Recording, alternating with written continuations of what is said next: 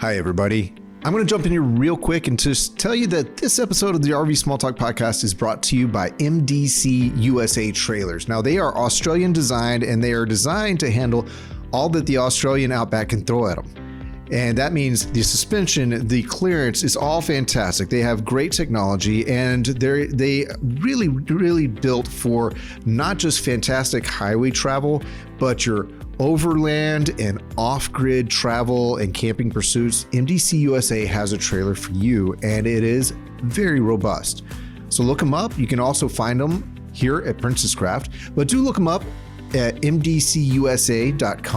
See what kind of trailers they're putting out there. Find the closest dealership and get in one because they look spectacular. They travel spectacular. They camp fantastically. MDC USA, thank you for sponsoring this podcast. In this week's episode of the RV Small Talk podcast, we're going to talk about the changes coming down the pipe because so many manufacturers are going to 100% electric RVs, which sounds amazing and I think is amazing, but you have to think about it differently. So we're going to talk about the transition from the old ways to the new ways, going from propane-based RVing to all electric, 100%, not a single, is it a drop of propane, speck of propane? That was vapor regulated. A fume of propane? A cloud. It's not a single poof of propane. A poof of propane. Propane. A poof of propane. Never Proof in them. Welcome to the RV Small Talk podcast, where we talk about lightweight trailers, truck campers, and the people, places, and adventures that go right along with them. We're your hosts from Princess Craft RV. I'm Clint. Oh, I'm Matt. You pointed at her first. And I am not sure how we're going to get through this. It might not matter. So everyone, welcome Matt to the podcast. I don't know that we've actually had a podcast that we've recorded and aired with Matt on it. Seems like we tried once and I screwed up the files or something like that. I know you've been on a podcast before. I have not been on a podcast. He's been on a live. This is my. You've been on a live. Okay, so here's the difference. Like live, well, obviously it's live. Explain it to me. Okay, I'm going to get really close to the microphone. Okay, I'm listening.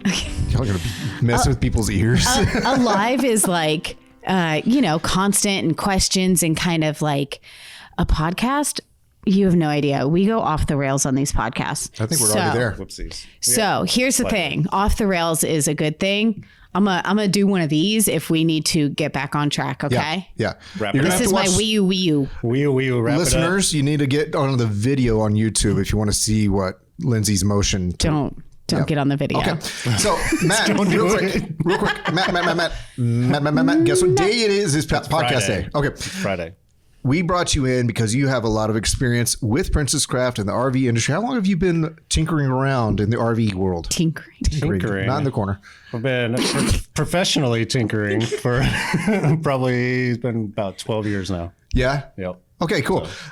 But why, Matt? But why? Yeah, Cool story, bro. Because I like working on things. it's true. It's It's true.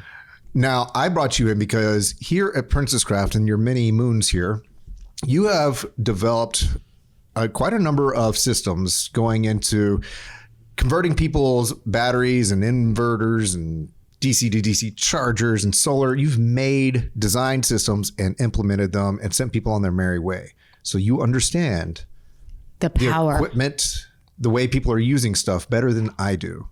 When it You comes- can't do that with two hands, only one. Yeah. It's a lot of power. How much? Everybody, we're on YouTube. You can't see my hands. All right. So I brought you in because of your expertise in the older systems, the tried and true systems of, you have a standard RV battery. Typically you use shore power. And when you're not, you have propane for running your refrigerator, your stoves and all that and your heat. But we have a lot of things coming down the pipe. A lot of manufacturers are trying to pump as much electronics and zero propane into their new models. What do you think? Let's start out with what do you think and what your view is of that landscape? Sure. So, I mean, moving to all electric can be very beneficial. Just kind of depends on how people want to use the camper. It just depends. So some people are kind of in the old ways of going to a campsite. If you're dry camping, there's multiple ways and applications for it. Right. The biggest thing is it's a big learning curve. because you have a lot more electronics to deal with that, some people are unfamiliar with, and it's just new territory. So just familiarizing yourself with the equipment is a big piece of the puzzle. So if somebody like, let me think of a way to phrase this. What kind of camper would the all electric trailer be perfect for? Like, what does that person look like? How do they camp? It would depend. So all electric can mean like there are park models out there. There are destination trailers out there that have been all electric for years. They're designed to only be set up at campsites. They're not, and stay for an extended correct time period. Correct. So it's basically, those are so close to tiny homes. Essentially, yeah. So it's an RV made, built tiny home. And that's Right. where the tiny homes kind of derive from, is moving out of the RVs and making them feel more homey. Right. But the other side of it is if you're boondocking and dry camping, then you're going to be tying in solar, inverters, battery banks. That's where your DC to DC chargers will come in. Your massive amounts of solar, big battery banks, lithium batteries, all that stuff. And that's where it gets more complicated for people. This idea came up when I was just kind of perusing some Facebook, I don't know, groups or something like that. And there's a trailer out that's all electric, and someone was saying, this isn't what people think it is. If you want, in the old days, just a few years ago, with a standard setup with, a standard RV battery, one propane tank, you had a propane stove, propane capable refrigerator, and furnace. You could, with that same size trailer, go for a week of boondocking. Whereas this same size trailer now, there's all electric. They say you don't understand how different it's going to be, and what comes from the manufacturer may not actually satisfy a full week's worth of use. Correct. So if I were to try to make as apples to apples experience, and something, say, in the 12 to 17 foot range trailer. So you think old school trailer, propane and battery setup, maybe a small solar panel.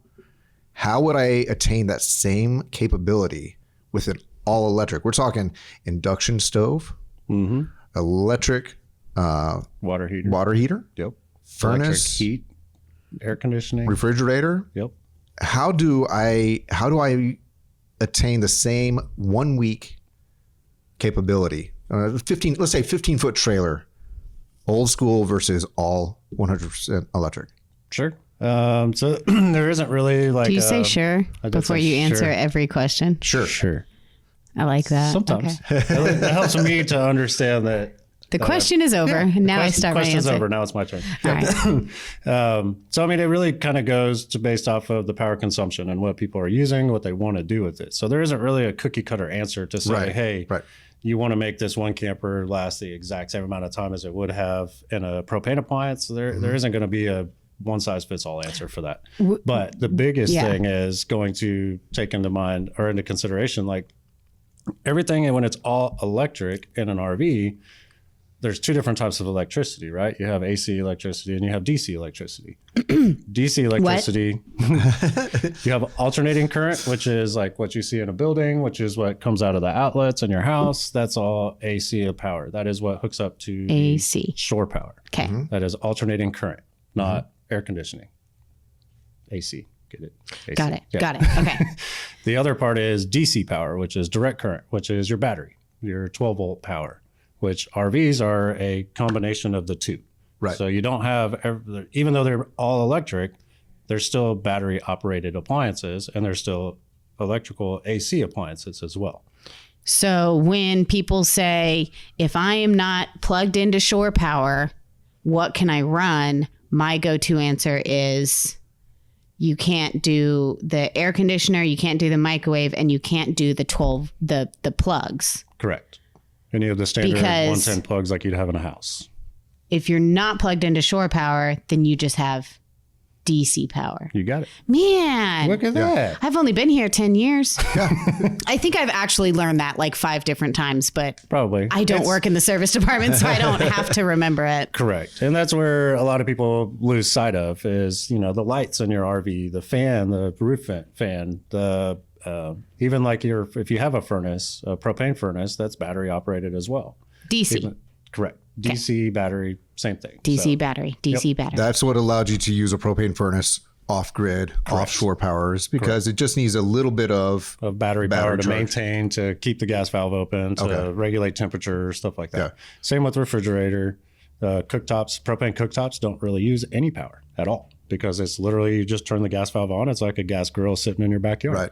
So when you start adding in all these other electrical appliances, they're pulling more power. Right. And AC power, when you go dry camping to make them all electric, you have to use an inverter, which is going to take your DC power, your battery power, and invert that over to the AC electrical power to be able to output AC power to the camper. Can I ask, because I've wondered, how efficient is that conversion, that inversion? How lossy is that?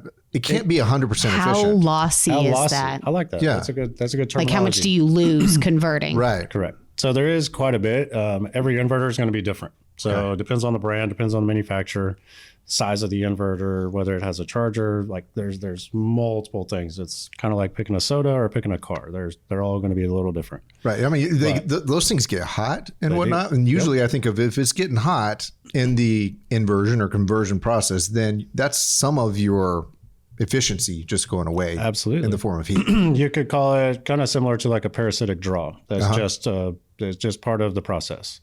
So in order to invert that power from DC to AC, it takes a little bit of energy to do that.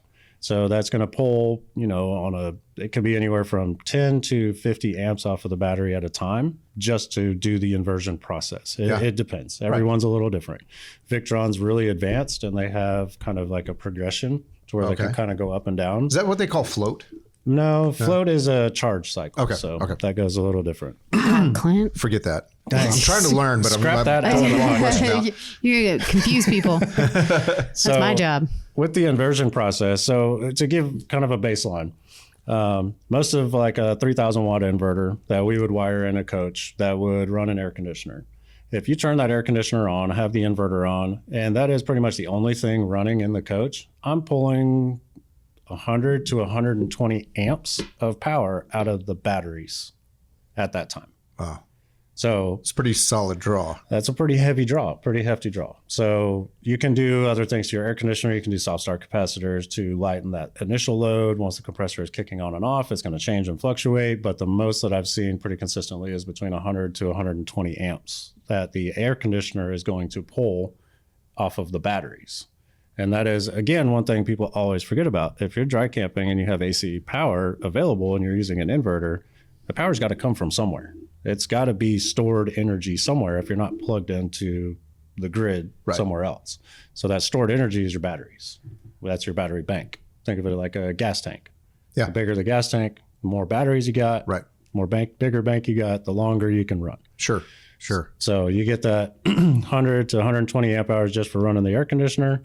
That consumes a lot of energy. I mean, that's a 2,000, 2,400 watts worth of power that the AC is pulling. So you're kind of maxed out at that point of what the inverter can even produce. Yeah. So then you got to factor in what else am I going to want to run at the same time and how long do I want to be able to run at a time? It's not an infinite power supply like it would be plugged in at shore power. Your battery it's like drinking a cup of water. You only have so much in there. And then you have to fill it back up. Yeah. Yep. So the easiest way I've ever had it explained to me and that I've been able to explain it to other people is your battery bank is like your gas tank in your car. And so the bigger the battery bank, the bigger the gas tank, the longer you can go, right? So the further you get to go. Right. So the inverter is like your engine, how much you're pulling.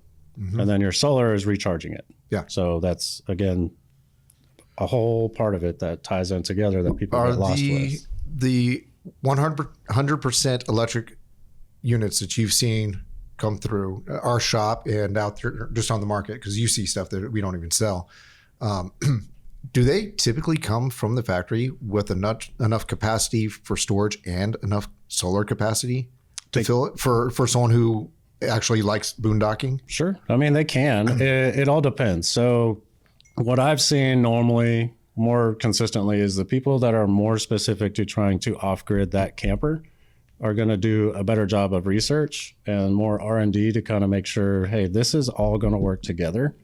And this is going to give our customers the best fighting chance to have the longest amount of runtime. Now, like NDC does a great job with that. Oliver does a great job with that. They have all that kind of mapped out already. Right. Now you start getting into some of the bigger manufacturers that are just kind of dabbling in the market and kind of trying to get their feet wet and try it out.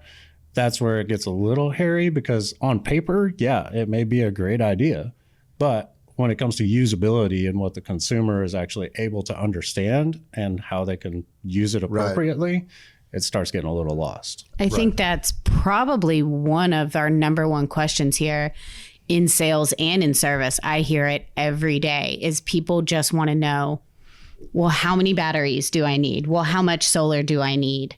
You know, and it's just not a question you can just answer. Like Correct. The best you can do is get a range. Or like, right. And a lot of times it's, let's start here. Correct. Go camp and let us know, because there's really, it's not like an Excel spreadsheet. Right. You'd be Correct. like 4 days. Okay. This many. I mean, it's just, it's different with every camper, with every person, you know, it's such a hard question. So I think people struggle with that because they want a clear answer, and you can't give them a clear answer until you just try it. The human is the variable. The trailer's the variable, because even the trailers, they don't have the same insulation. Right. No, The environment's a variable. Yep. Your personal comfort level. Yep. Yeah. How many times you open the refrigerator? Yeah. Honestly, Exactly. That's a big one. People 100%. don't realize. No, I do realize my dad just drilled that into me when I was a kid. Yep. Stop opening the fridge. It's the same as stand there opening the door too. The longer the door's open, the harder the air conditioner's got to work. Air conditioning the neighborhood? Shut the door. But it's a complicated answer. So I guess I just wanted people to know, like, when you ask that question, do not expect a whole number. Yes. Like 5. You need 5 batteries. And there's a lot of math to tie into all that. Yeah. And that's where it's we can't get a clear answer, because it has to go based off of power consumption So and use. very individual. Exactly. So it's going to vary all the time, and it's going to vary from that same person using that camper every time. It's not going to be the same. Right. It's the same as, look at your car. When you drive your car, you don't get the same amount of miles per tank.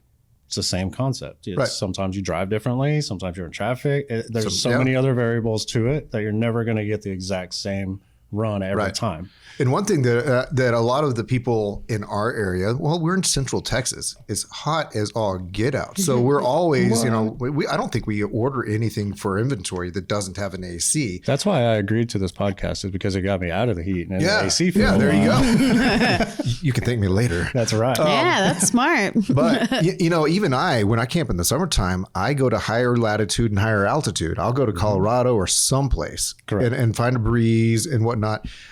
Whereas if you're like in, Washington State, Oregon, so many of these other places, or you're in the western side of Colorado and whatnot, then it's a whole nother conversation on how much capacity you need. Correct. And let's say you're in wooded area, solar may or may not be a thing, where that DC to DC charger I love so much comes in handy. Yep. I think I've heard you and Cody speak a few times about people not understanding the mismatch on the batteries that they're installing on their trailers and the amount of solar capacity. Like they're like, yeah, give me 400 amp hours of batteries, and they only have one solar panel. And I think that some manufacturers are doing that too. They're offering a big old battery upgrade, but the upgrade on solar is either not there or it's insufficient. So can you kind of speak to that on there's a mismatch and you're never going to catch up. Sure. Yeah. So there's So the biggest thing is, obviously, I mean, the batteries are your biggest investment, right? So I always try to recommend to people, like, hey, if you don't know how you're going to be using this camper yet, start out kind of entry level and then work your way up. Yeah. We can add batteries down the road. Not a big deal. I can't add solar panels as easily. We can't add a whole big array because there's a whole bunch of other factors into it. Well, there's stuff on the size roof. of wire, location, the controllers are regulated based off of how much power you're pushing through them. So, but what generally will happen is people will just think, oh, if I got a big battery bank, then I'm good to go. I've got everything I need. But you need to be able to put that power and that energy back in those batteries at some point. Yeah. To where you have solar on the roof. And this is a very big common misconception that people have with solar. It does not do anything other than charge your batteries. People say, I want to run my camper off of solar. Not going to happen. Nothing runs off of solar but your batteries. Even in your house, people are like, well, it's on my house and it powers things. Yeah, but there's still some type of battery bank, something somewhere for that energy to get absorbed and pushed into. So on an RV, all that energy from solar just goes straight into your batteries. So that's all it is doing, is charging your batteries. It is not powering anything. It is not wired into anything else. It is directly to your battery bank. So if you have, for some quick math, you have 400 amp hour worth of battery bank, right? So on a side note, amp hour capacity, for people that don't know, is how many amps it can pull for an hour. Like if you have 200 amp hour battery, you could pull 20 amps for 10 hours, right? Do the math. Okay. Yeah. You could pull 1 amp for 100 hours. Yeah. Or you could pull 100 amps for only 1 hour. Does that make sense? I'm tracking. Got it. So the number. I'm lost. Let's see. Shh, I'll explain it later. I can draw a picture. So, and that's something some people kind of get lost with. There is a lot of information out there about it. Online, there's amp hour calculators that you can do. So the biggest thing is that's the number we were talking about. We can't say a flat answer of how many amps people are going to be pulling at all times. That's your consumption. We don't know that. Just like your electric bill, it fluctuates. It's going to happen. But say you have a 400 amp hour capacity battery bank, but you only have, on average, most solar panels are going to be about 10 amps for a 200 watt panel. Again, more math. There's a lot tied into it. Yeah, I'm going to come back to that. Keep it so if you have, each panel puts out 10 amps at max capacity. So they can charge, one panel can put 10 amps worth of battery of juice back in the batteries. Now, if you were to fully deplete a 400 amp hour battery bank with one panel, do the math, 10 amps, 400 amp hours. If you had no other power draw on it, it would take you, 40 hours to recharge that battery bank back to full. And there's no one block of sunlight. Correct. That long. You have 8 hours, 6 hours, depending on cloud cover, other stuff that will drop a little bit. So, and solar panels aren't 100% efficient ever. In fact, they get less efficient the hotter they get. Correct. So what you're saying is you can have a big, impressive battery bank. Like, ooh, girl, look at that bank. It's so huge. Becky, you need to come here and see this. If you don't have the solar to back it up, then that bank ain't nothing. Is that what you're saying? Correct. Well, it becomes nothing real quick. Correct. Because you're never not able to catch up. You're depleting more than you're pushing back into it. So you're using more than you're consuming more than you're recharging. It's so easy as someone who doesn't deal with this all the time to go 200 amp hours of battery, 200 watts of solar, 200 looks like a match. Yep.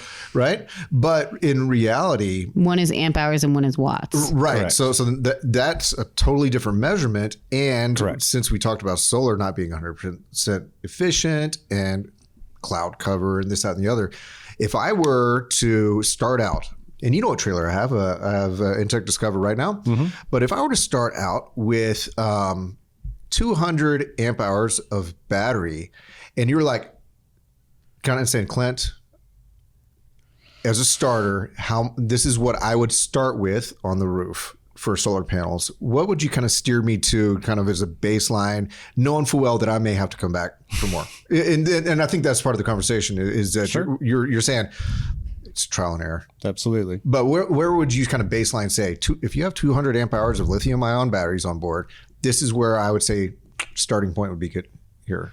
So I would generally start with at least I'm one trying or to guess. two. I would start with one or two. It would depend on if I'm doing an inverter install or not. If I'm not doing an inverter install, then you're probably going to be able to run for that 200 amp hour battery bank, because all that's going to be doing at that point is just running battery appliances, lights, radio, maybe a TV, fans, stuff like that. So that's not a huge amp draw. Then one panel would be fine. Should be fun to hold you off on that, because you're not going to one panel of 150, of 200 watts, which is kind of doing math would get you about 10 amps. Most solar panels on the market would put that 200 watt panel would put you at about 10 amps for that one panel. But if we're talking about all electric vehicles or all electric trailers, That's a whole nother. The math is different, right? Correct. There's a big. Thank you for bringing us back to that, Yeah. because I had kind of left the reservation. Yeah. We don't. Clint's just trying to get Matt to solve his personal off-grid problems. So, on that note, there are, if there's not a big power consumption off of the batteries, then, your amp draw that you're pulling off of the batteries is going to be pretty minimal, pretty average to 20 to 30 amps that you'd be pulling at a time on the high end. So that's not a huge draw when you have 200 amp hours. So you could recharge that easily off of 1 or 2 panels based off of the fact that you're not in it for 8 hours a day. Right. Hopefully you're out camping and out doing things and not just sitting in your RV at a campsite, at a boondocking campsite, because you're normally there because it's amazing and beautiful and gorgeous where it's at. You got some space around you. Absolutely. You're not out there to just hide in your camper. You're out there to get out in the wilderness and do something else. Solar 1 or 2 panels would start you off. Generally, we would start with a 30 amp controller, which would buy you room to expand up to 3 of those panels.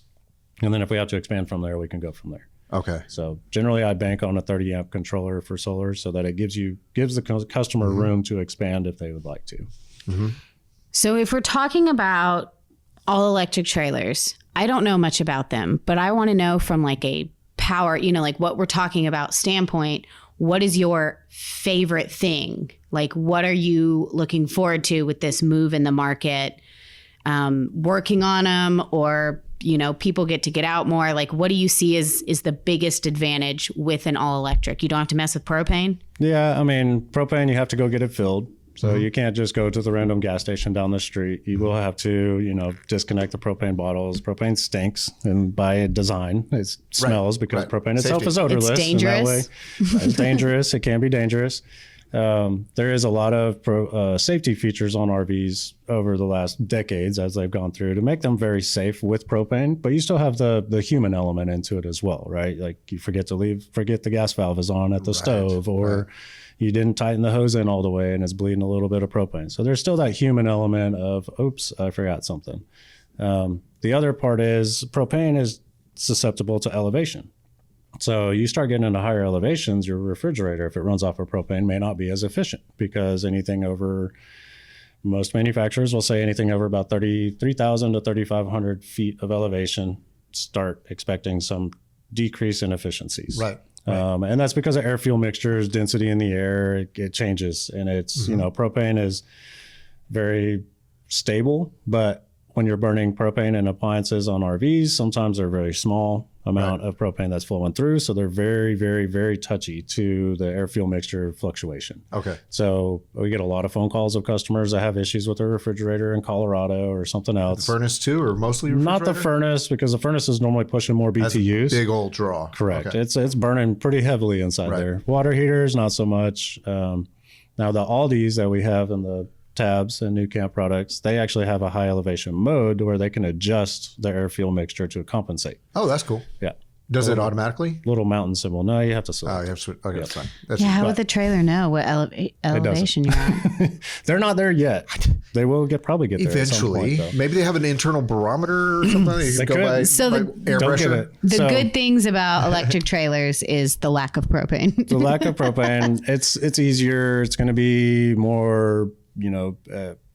I don't want to say user friendly, because it's really not. But it's the ease of not having to have one extra thing to worry about.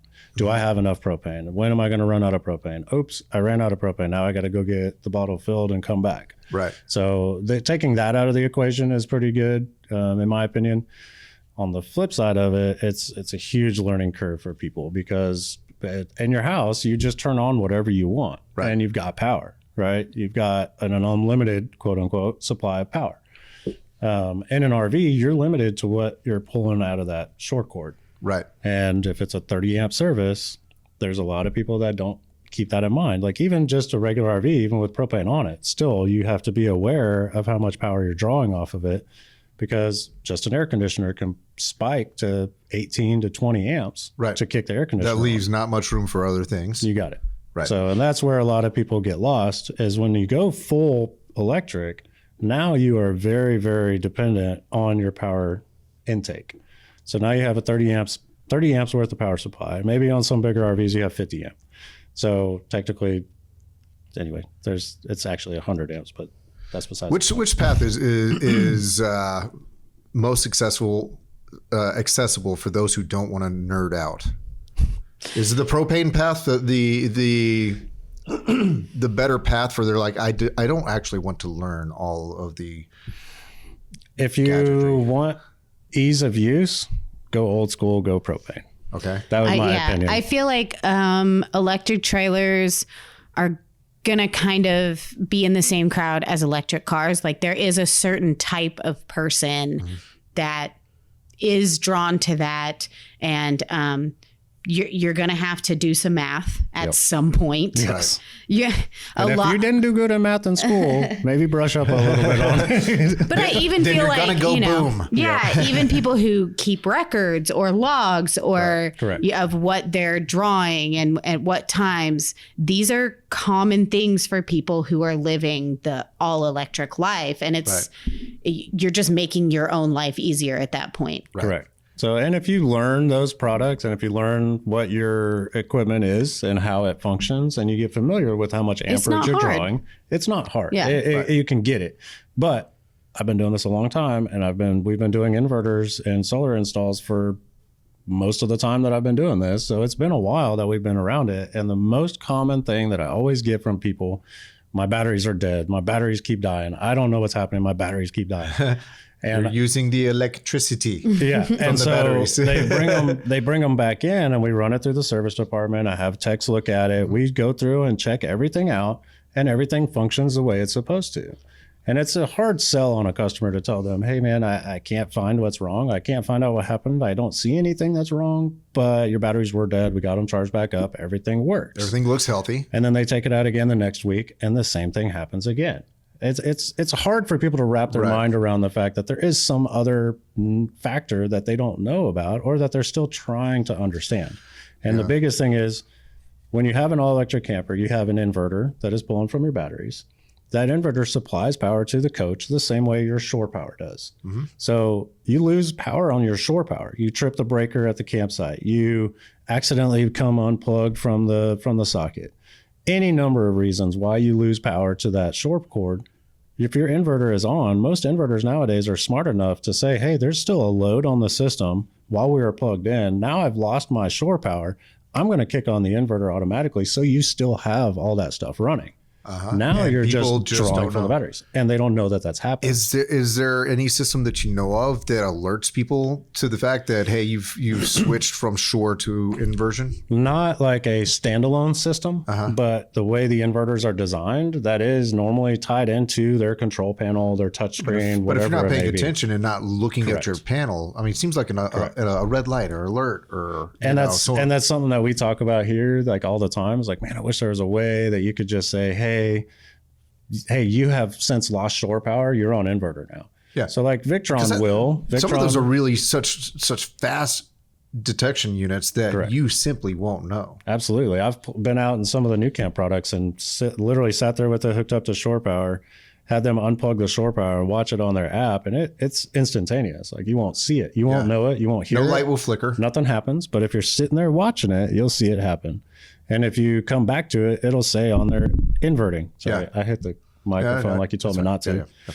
But it'll say on there inverting, and people a lot of times don't understand what that means. No real alert went off. Yeah, no beep, no notification. A change of a symbol on your phone or whatever. Exactly. So that's where people think all electric, they just think, oh, it's cool. I just turn things on and it works. Yeah. That's not the case. And that's not going to be the case for a long time because the RV industry is just not quite caught up to all the other advances and technological advances that have been out there on electricity and DC power and electric cars and all that stuff.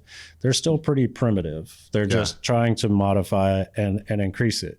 Now, there is a lot of stuff out there that is starting to get to that point to where you can start tying into CAN bus systems and everything else to where everything can all communicate to itself to know what's going on. Right. And then it can give you that information and say, hey, something's going wrong with your solar panels. Something's going wrong with your batteries. Your battery temperature is too high. Your voltage is getting too low.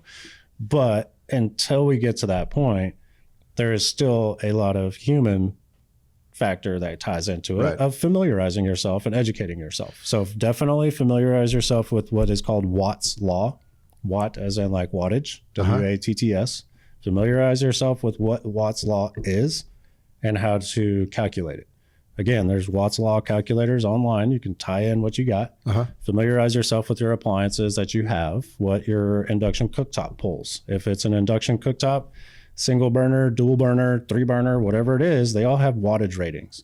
So look at what the wattage rating is. If it's 1400 watts, 1800 watts, keep that in mind. Then you also have your air conditioner. Figure out how much that's going to be pulling. That's all labeled in amperage, which is part of Watt's law. So where you can take that amperage and divide it by multiply it by the voltage, and you'll get your wattage. So again, a lot of math tied into how much your power you're consuming. You guys are rolling your eyes, but No. that's why it gets a little confusing for people. Hey, everybody. I'm going to take a real quick moment right in the middle of this episode to remind you that this episode of the RV Small Talk podcast is sponsored by MDC USA Trailers. And those trailers are fantastic for overland, off-grid, and just boondocking pursuits. They are great for traveling with if you want to get well off the beaten path. And they have all the creature features, comforts, and electronics that you come to expect in a very modern trailer. Designed, engineered in Australia, and now selling here in the States. So it can handle the Outback. It can also handle wherever you want to get in the US and North America. If we deliver a trailer that is, when we even have truck campers that are all electric. So if we deliver a unit that's all electric, do these manufacturers have a little cheat sheet that they put in there of here's the equipment you have, and they and here's their max draws and all. Ooh, seems like that would be like a nice thing that on the walkthrough that It you would could be just so nice. It would be amazing. Not on the walkthrough, because then that puts it on us to do every single one of them. Well, just to present it and say, hey, Yeah. look, here's what you need. Here's your chart. Here's your chart. Yeah. And the manufacturer provides it because the manufacturer knows exactly what they've put in there. Your induction cooktop, your water. I mean, if they just all manufacturers listen up. If you're They're all listening right now, they're all by the listening way. right now. If you're going to put out 100% electric trailer or truck camper or RV or what have you, then it would be very beneficial to the consumer. Give your customers a fighting chance. Yes, to have To actually enjoy your product. Yes. to have a card, and I would say a durable card, not just a sheet of paper, but a durable card that they can keep in a drawer with them to have on hand and go, this is what's on my equipment. Back of a cabinet door. Right, and here's what their nominal and maximal draws are. Yep. Man, that'd be handy. It would be very handy. Get on it. So there are This should be part of the RVDA. What's that? RVTI. Yeah. RVIA. Yes. RVDA. Yes. RV, What are those? RVOA. Whatever TRVA? that sticker is on the trailers that designates that they meet certain. The RVIA. Yeah, the RVIA. If you're going to put out an RVIA, if you're going to put out Good a save. trailer that's 100% electric, then I think that category that should be part of delivering a trailer to It market. should be. It's education. It's telling your customer how to use it. And I mean, you got to also factor in, you've got lithium batteries on a lot of these campers nowadays. So there's some safety concerns with that as well. I mean, they get too hot, they have issues. There's possibilities of, maluse or just not being aware of what you're doing with it. You could damage the batteries, and you could start a fire, just like propane. I mean, it is still a battery. It is still electricity. Yeah, and it's they still just power burn going through the longer. thing. And a very pretty color. Very pretty colors. They just burn longer. Sparks. Yes. So, and that's not to scare people. I mean, there's battery management systems built into lithium batteries and RVs that are protecting them from most of those things. Obviously, with lithium batteries, the more you pay, the more you normally get out of it. Right. So the more protection you're going to get, the more warranty, all that stuff. Sure. So I guess another thing that you think about whenever you have an old school unit versus a new unit that's 100% electric is if you're going to be adding all this battery capacity and all that, then you're losing a different kind of efficiency. Battery banks are heavy. It depends. They can be. And a lot of the copper wiring is pretty heavy duty. Yep. And then if you're adding enough static solar on top of the vehicle, not all of them are the nice flat panels. Nope. A lot of the sturdier ones that are very more efficient, I guess, and larger are actually the very rigid panels. So now you're losing aerodynamic. Yep. capacity. And solar panels don't weigh just a whole lot, but they do weigh something. And everything adds up. There's a reason Right. why you have acrylic windows on RVs nowadays. An Right. acrylic window versus a glass window is a couple of pounds difference, but it all adds up. Sure. So it's really, there are more trade-offs to going full electric and having the ability to boondock for a while versus the old system. Very true. Do you feel like, I know right now, we have mostly the combination like electric and propane trailers, but we still do a ton of battery and solar upgrades. And I know one of the biggest things with that is just how much can we fit? Correct. Because you're now putting batteries in places that aren't built for batteries because you have to use, like, it didn't come with it. Right. So with these new electric trailers, that could be an advantage because I feel like manufacturers, they're coming with these, multiple lithium batteries. And so there is a space for that already. Right. Purpose. Correct. Instead of having to take away some storage and turn it into a battery box, you have it built in. And Absolutely, yeah. that's pretty cool because Yeah, because they build the camper around that versus they know that that's going to happen. correct versus where I have to tell customers they're losing a storage compartment or they're going to lose 2 storage this compartments. amount of space. Exactly, Or 2 3 storage compartments. Yeah, if we're having to fit equipment into a camper that wasn't built around Right. it takes up space. Sure. It takes up real estate. So That's something to think about. absolutely a very good point because you buy one already done. I mean, look at it with the MDCs out there. I use them as an example because they're already built and Sure. they come from the factory with everything on it that we Right. talk about. And everything they have is tucked away under beds, under cabinets, like you And can laid still, out very, very understandably. absolutely. And you can still see it, you can still access it. Now, when we have to do it after the fact and we have to do it after the camper's already been built and we're doing it aftermarket, we're limited as That's to a where we can puzzle. put it, where we can run wiring. How big of a Right. battery you can use. Exactly. Yeah. Size. I mean, I've had We've to go, run into that actually 4 times this week alone. I think this we week, have Yeah. all 3 the or time. 4 photos of Matt tucked in storage compartments. Oh, yeah. Trying to figure out where to weaseled in. they measure the space. How many batteries can we fit in here? But that's Yes. part of it. So hopefully with these new electric trailers, they have a space for it designated for that. Normally they would, and yeah, that makes it pretty easy. Like even some of them that are all electric and they just want a little bit of battery bank, they give you now you don't have propane on the tongue of the trailer if it's a regular bumper pull. Now you've got all that room up there that you can put batteries if you want. Again, to go on to what you were saying about losing weight and balancing other things, now you've added to your tongue weight by putting them on the front. You put a whole bunch of batteries up there. You put lithium up there. Those are expensive batteries. You're Right. paying a lot of money for those batteries. Do you really want them sitting out front? At the risk of getting stolen, damaged if you get in a wreck, Right. whatever it may be. Plus, you have the environmental factor to it too, to where lithium batteries are susceptible to temperature. So you Right. can't charge them below freezing. You want them to stay inside. Some lithium batteries will have heaters built into them. But driving down the road in 20-degree weather, Right. a heater's only going to do so much. I'm just Right. trying to think if you have a bank of batteries fairly exposed on the tongue of a trailer and you're driving the Alaskan highway. That's just asking for it. It's asking a lot. You're pushing the limits on what it is designed to do. Right. And that stretch of road, my understanding is, stuff could be thrown up by your own tire all the Yeah. time. You're almost like stoning your own battery bank. Correct. And it's cold. So they're not Absolutely. charging efficiently. Nope. Or they're not charging at all. Right. Some batteries will literally shut down and not accept a charge when they're below freezing. It just depends. And if they have internal warmers, then there's uses not battery efficient power. charging. Yep, that uses battery power to heat that warmer. That power has to come from somewhere. Yeah. That's the biggest takeaway is power has to come My from somewhere. fingers. Matt, Yes. if you were getting a trailer right now and you had nearly identical trailers, Stop it. I was going to ask that question. you ask it then. No, you're halfway through. I'm excited. Okay. If you had nearly identical trailers, and let's just pretend nearly identical price point, and one was more old school. You had a 2-way or 3-way fridge and a propane based system for heat and water heater and stove and all that, versus a 100% and capable for your uses. Capable. Yeah, capable for your uses, the way you want to travel. If you had a traditional versus a 100% electric trailer to choose from, which direction do you think you would go? Sure. Sure.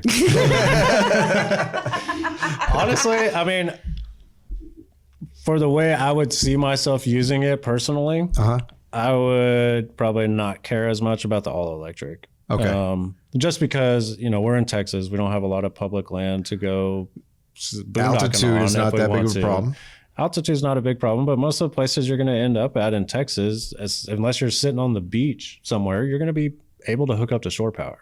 Okay. So, and on top of that, it's we're dead center in Texas. So it's 6 to 8 hours to get out of Texas in any direction. In any direction. So I've done it so many times. The day trip right All there, directions. just to get out of Texas before you could get somewhere. So if I were, for me personally, I would go for a more traditional one because I would probably be using it at RV parks more than likely most of the time. So the other question to that is, as somebody who, I mean, like, I've known you for a very long time, and I know the listeners don't know you, but I would describe you as like, I don't know, like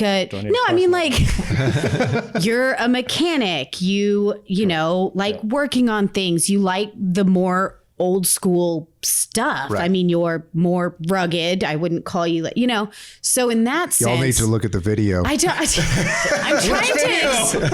trying to explain this in a way that's not offensive, but like, you're Matt. You like. I'm a man. Yeah. Is that what you're trying to say? You're a dude, I'm a man. dude. Yeah. I'm a dude, man. You're not a bro dude. You're a dude man. Yeah. Okay. So as I'm a looking dude these man, terms up. instead of a bro dude, are you excited about the electric trailers? Is it exciting, or is it one of those like, I fear change. yeah. Well, do you know how like car guys absolutely. totally hate Teslas? They're like, Well, and that's not a real car. This is stupid. Blah blah blah. I can't hear it and I can't smell it. So how do you feel like? And are you excited to see like what the RV industry does with these electric trailers? And, Absolutely. Because I mean, everything's just going to get better and or different and different. Or Or do you wish you still had a flip phone? yeah. Or are you like I mean, sometimes, I wish Gosh things were a dang, lot these simpler when they used to be. But newfangled things? I mean, I get where the RV industry is trying to go. But like and as a tech, As a tech, I get where they're trying to go. And the thing is, what we always struggle with in the RV industry as technicians and on the service side is just support, right? Like having information, education, training, all that stuff. So yeah, it's awesome what they're doing and what they're trying to do to bring out all this new product. But then that just puts a lot of pressure on us to try to learn it all. I've seen some of these companies that introduce an all-electric trailer and they just deliver it. Exactly. And you guys 100%. And then we got to figure it training. out. Like, we have no clue. And nobody sends out paper manual stuff anymore, which if you're going to go under what I wish was still old school, I wish there was still paper manuals in most of these campers, because trying to find them online You is can a actually nightmare. hammer the table yeah, saying that. the manufacturers are listening right now. We've already established that. Yeah, So and that's something that people like, because again, if you're boondocking, you don't have cell service, you're not going to be able to Google something real fast. You have to go down the road to get signal, look it up. Oh, let me go check that, go back. It's not feasible. I mean, I get the concept. I get why they're trying to do it, to save paper. People normally throw them away. I get it. But for the people that actually need it and the product that is actually going to be applied, it needs to be there. And there needs to be training. And, the manufacturers, listen up. If you guys change something drastically, your dealers need to know so that we can support you and we can help you figure it out. Right. Because otherwise, the customer is the one trying to figure it out. We're trying to help them figure it out. And all it does is just make people frustrated. They start losing trust and faith in us and the manufacturer. And it makes it very difficult for us to keep a relationship. Well, they feel unsupported in so many ways. They feel unsupported by the manufacturer, and they feel unsupported by the service center at the dealership.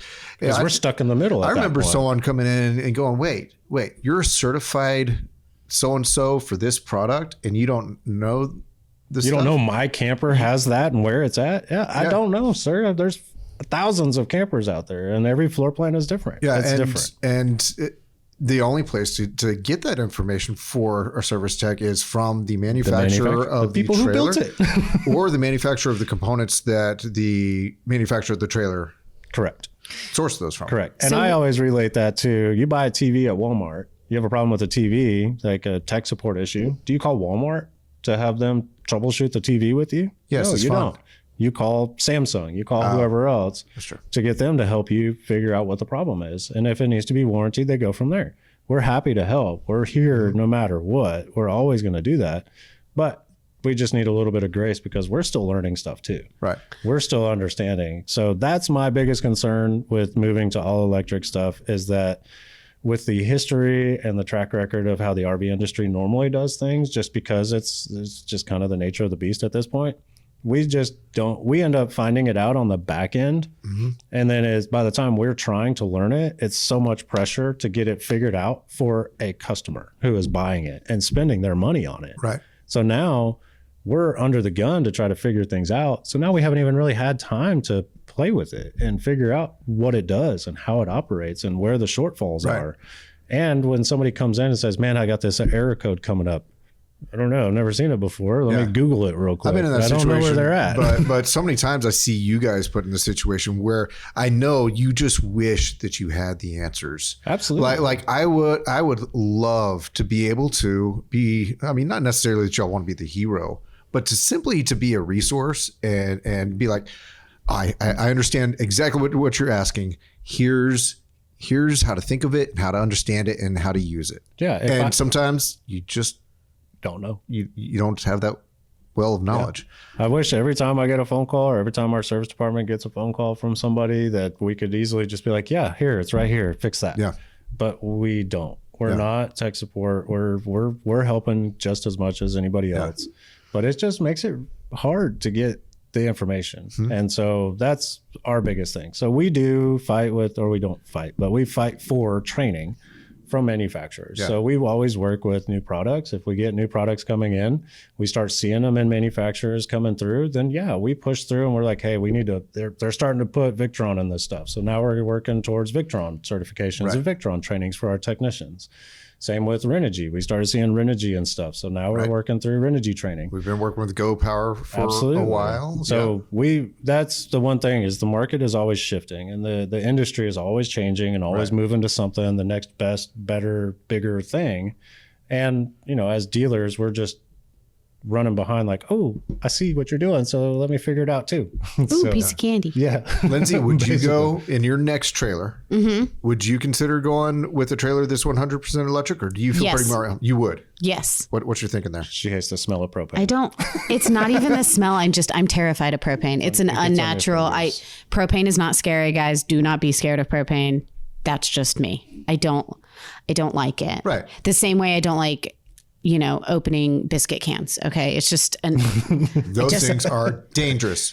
I don't like Especially when you open them with a steak knife. Yeah. So most of the time I will just be really cold or not cook in my camper because I don't want to mess with the propane. Yeah. I think I still have this same propane bottle. I've never filled it and I've had my camper 2.5 years. I have the same propane bottle on mine, but that's only because the only thing that uses propane on my trailer is the two-burner stove. Oh, yeah. You just have it there for looks. Forever. No. Even when I turn on the water heater, I'll just do electric. I won't do both. And you've largely camped at a place with shore power. Yeah. So, I mean, it's a no-brainer. I'm all electric, baby. Yeah. Let's go. You're pretty much all electric as it is. Take me to the new land. So for people who are already camping that way, then it makes a whole lot of sense. Right. I don't use the propane. Yeah. So. But you're still, even in a normal RV, you are still have to be aware of how much amperage you are pulling. Right. Yeah. See, if in this magical scenario, I had an all electric camper, I would not do the math and not do the research. And you would try boondocking. And that would be my downfall. I would take it to Matt and say, hell. It's broke. Fix it. My battery's always empty, Matt. Yeah. There's something wrong with it. Yep. I'm just not that kind of person, and I know I'm not, but I think that is really the big takeaway of this podcast is this new all-electric trailer fad can be a really, really good thing, but you have to know that you expect to learn some things. Yeah, absolutely. You have to start on the front end, know some things, know what you want before you get it, and then you have to continue that knowledge when you're camping. Yeah. Or else you're not going to have a good time, and you're going to be like, screw electric campers. This thing sucks. Well, yeah, it's going to take some education, and just like it did with the car industry. So everyone I'm goes excited with this because even if let's go even without wheels. if you're tent camping and you take a propane stove with you at high elevation, let's say you're camping at high elevation over 8,000 feet, your propane stove may not push enough BTUs. It may, besides you saying, hey, it's hard to boil water, tent campers face the same issues. And now people are tent camping with battery banks, which I can't imagine backpacking with a battery bank, but there's people using solar generators and all that for car camping at high elevation. And they also have some of the same issues, because they're trying to solar generator.